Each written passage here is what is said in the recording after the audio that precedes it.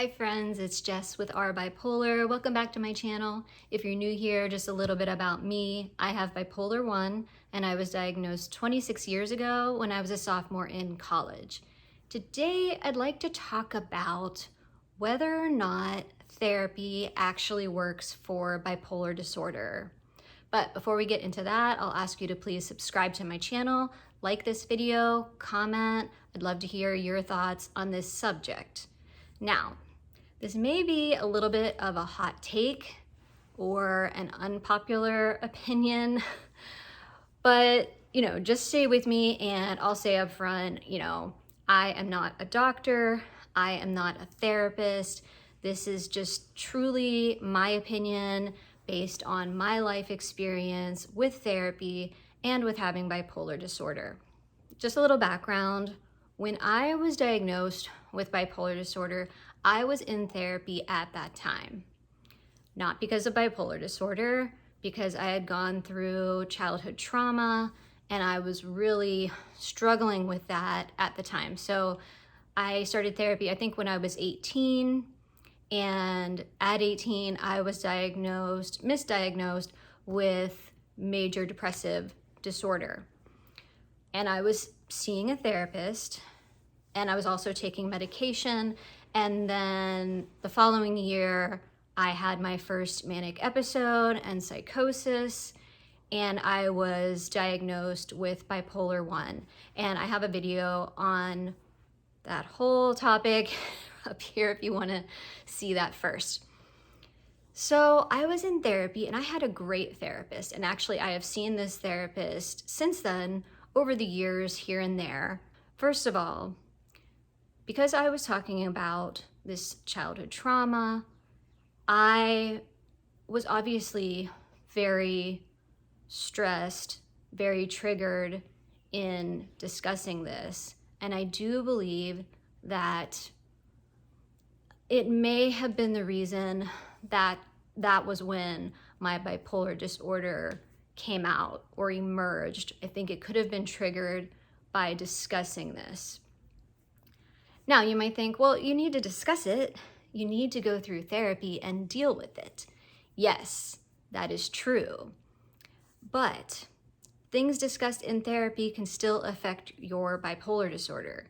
Now, of course, I didn't know I had bipolar disorder, and I was also on this antidepressant, which also could have triggered the bipolar disorder. I'm not sure what did it. I will never know. But I do think that discussing something that was so traumatizing could have played a part in the bipolar disorder coming out. The other part of it is, when you have bipolar disorder, I do feel that therapy can be a bit of spinning your wheels if you are not properly medicated or doing well at achieving stability with bipolar. So if you're having a lot of cycling, mania, and depression all the time, I really don't feel like therapy can be effective. You have to reach a level of mostly stability, in my opinion, for anything to really stick. Otherwise, if you're just going through all these mood episodes, how could therapy be effective? And it may be exacerbating these mood episodes. I say this because I did go through therapy before I was stabilized on medication. I went through, you'll see in that other video, I went through about 8 or 9 years of not being on good medication, not getting good treatment by psychiatrists. And during that time, I was also in therapy for most of it. It really wasn't helping.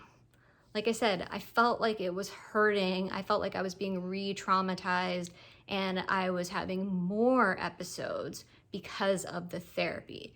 Now, I'm not trying to say that people with bipolar disorder should not have therapy. I absolutely think that therapy can work very well once you've achieved mostly stability. And I do think you have to be careful in how you deal with past trauma or something that's extremely stressful, because it anything in life like that will cause bipolar symptoms, or it can.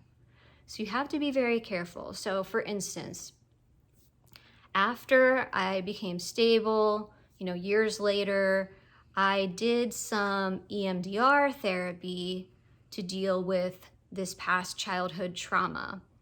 It was much more effective for me, mostly because I didn't have to rehash and talk about these different traumas that I dealt with back then. It was more, we can talk about EMDR, you can look that up, what it entails, but it mostly entails visualizing the trauma. And then there's like tapping involved, like the bilateral tapping. And it's amazing how it works. I mean, it almost feels like magic that it works so effectively. And you're not even discussing and like going into all this detail about the trauma. So that was more effective for me. But I do think that talk therapy is good.